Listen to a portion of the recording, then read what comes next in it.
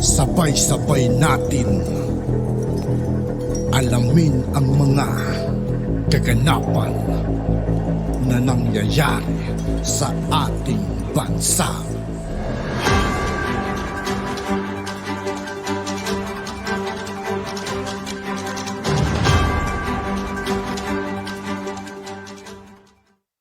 Yo, what's up mga kaibigan? This is I2K po again. Ngayon nandito naman ulit tayo sa channel ni Philippines Trending News. Dito naman ulit tayo magbibigay ng komento at reaksyon. Kaya samahan nyo ako guys. Let's go! Lods, sabay-sabay nating tingnan ito at sabay-sabay tayong mamangha. Ginastos ng taong bayan. Ay!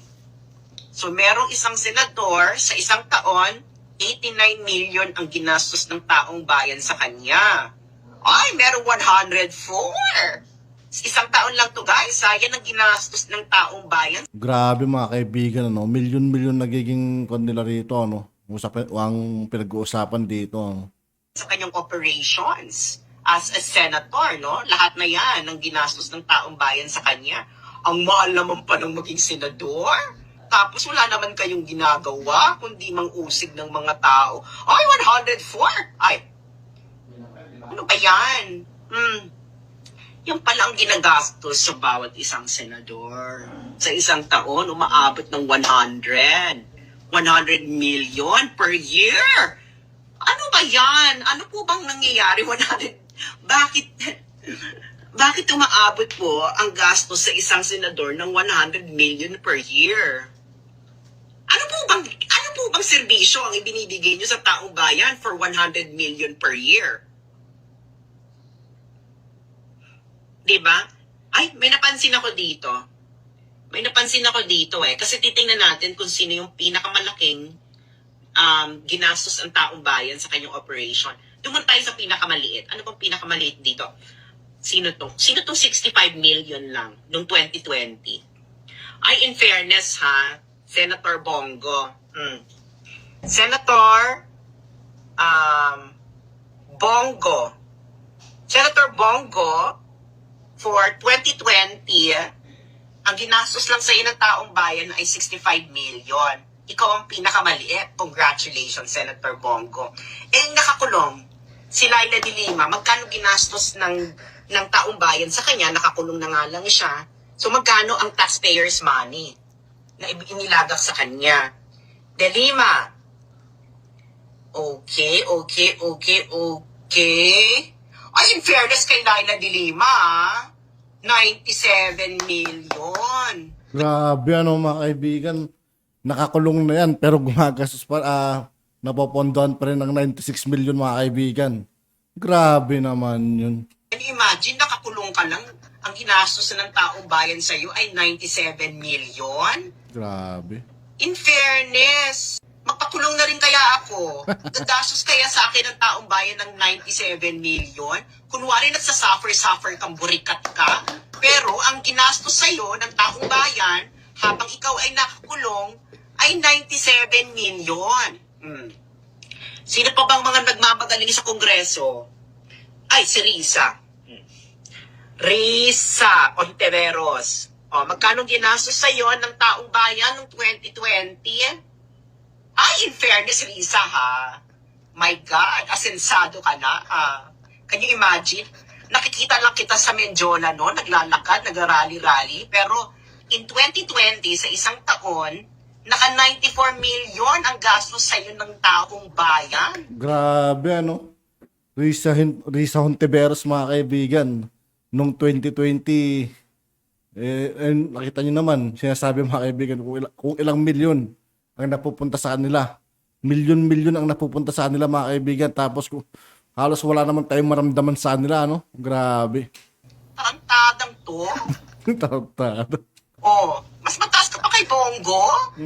Si Bongo 65 million, ikaw 94 million. Pero wala talagang panama talaga kay Laila de Lima. Nakakulong, pero ang ginastos sa kanya ng taong bayan ay 97 million.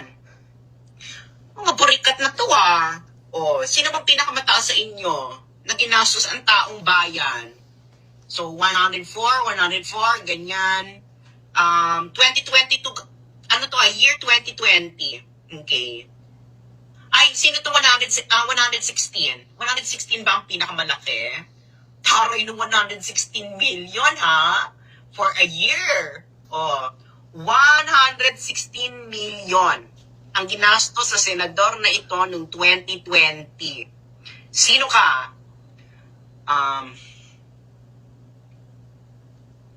Ay puta, Ralph Recto. Senador ka pala, Ralph Recto ng 2020. Grabe, ano? Grabe yung mga pera, mga napupunta sa kanila mga kaibigan. Ang laki. Hindi ko man namalayan na senador O, tulad yan, hindi ko nga kilala kung sino yan eh. Tapos, nakakagastos pala tayo ng ganong kalaki mga kaibigan sa kanya. ka pala noong 2020, Ralph Recto. Oh, ang ginastos sa iyo ng taong bayan noong 2020 ay 116 million. Grabe mga lods ha, ang laki-laki.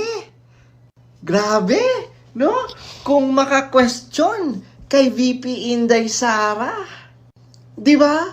Pero talagang nagulantang ako doon kay Laila de Lima. Ano kay proyekto niya? Nakakulong naman siya. Grabe, no? Konti na lang, mag 100 million. Grabe. Sobra, di ba? Imagine niyo, saan kaya napunta yung mga pera na yun? Saan kaya nilustay yun, di ba? Malamang, binulusan nila mga kaibigan. Yung mga kampo ng mga dilawan yan eh. Di ba? Ang tanong, anong programa kaya at inisyatibo kaya? Oo.